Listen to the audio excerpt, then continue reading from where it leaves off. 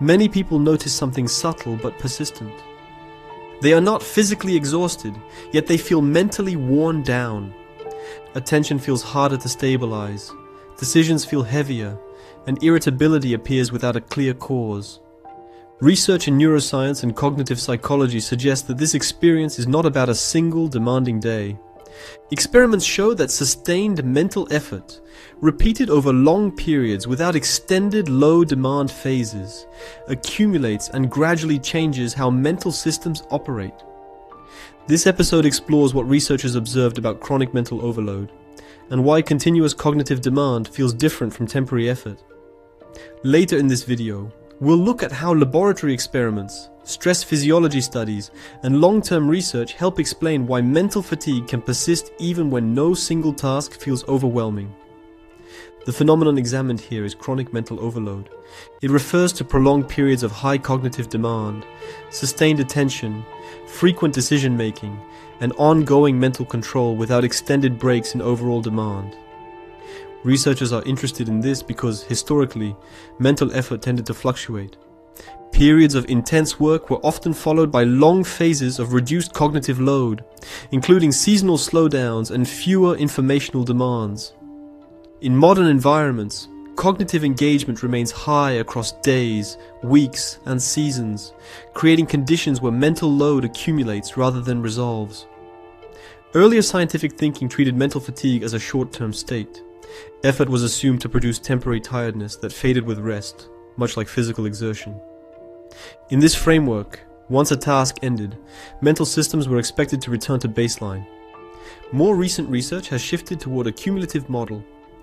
Mental load is now studied alongside chronic stress and allostatic load, focusing on how repeated activation of executive control and stress regulation systems can lead to longer-lasting changes in attention, decision-making, and emotional regulation. This framework emphasizes continuity of demand rather than isolated tasks. Evidence comes from several overlapping research approaches. In neuroscience and cognitive psychology laboratories, researchers ask participants to perform long blocks of demanding tasks, such as working memory challenges, vigilance tests, or response inhibition tasks. These studies are typically conducted at university research institutions and focus on sustained performance rather than peak ability. In psychophysiology experiments, healthy adults complete fatigue-inducing cognitive tasks for around 30 minutes, while researchers measure reaction time, error rates, and autonomic nervous system activity. Other studies examine decision-making under high cognitive load by presenting complex information while working memory or attention is already heavily engaged. In parallel, chronic stress research in animals and humans investigates how prolonged strain affects brain regions involved in executive control and emotional regulation, particularly the prefrontal cortex and hippocampus.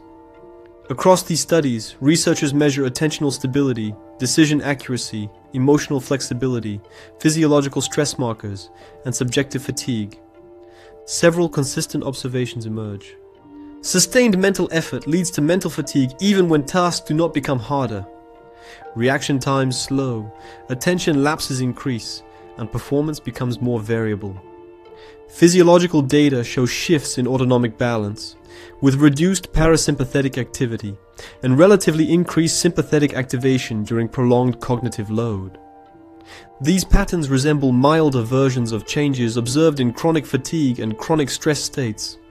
Decision-making under overloaded conditions becomes more biased. People rely more on simplified strategies and become less sensitive to uncertainty, which can degrade judgment quality. Research on chronic stress shows that long-term strain alters prefrontal and hippocampal circuits involved in emotional regulation and cognitive flexibility. Animal models demonstrate structural and functional changes in these regions under sustained stress, and human studies link similar patterns to difficulties with attention and emotional control. Subjectively, higher mental workload is consistently associated with end-of-day fatigue, irritability, and reduced resilience, even when physical demands are low. Importantly, these effects appear to accumulate. Without extended low-demand phases, mental systems remain engaged, and fatigue becomes a background state rather than a temporary signal. These findings come with important scientific caution. Chronic cognitive overload is not a standardized diagnosis, and studies operationalize it in different ways, making comparisons difficult. Laboratory tasks simplify real-world complexity, and animal stress models do not map perfectly onto human mental overload. The research does not prove that cognitive load alone causes all observed changes. Sleep loss, emotional stress, and lifestyle factors often co-occur and are difficult to separate. There is also ongoing debate about reversibility. Some evidence suggests that changes under chronic stress can partially reverse, but the timescale and completeness of recovery after prolonged overload in humans remain open questions. The field continues to refine how chronic mental overload differs from broader chronic stress and how durable its effects are. If mental fatigue accumulates when high demand continues without extended pauses, what does that suggest about why so many people feel worn down even on ordinary days?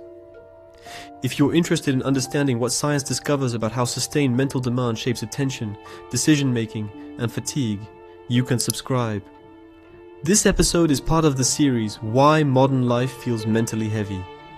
In the next episode, we'll explore why many people feel tired without being physically exhausted.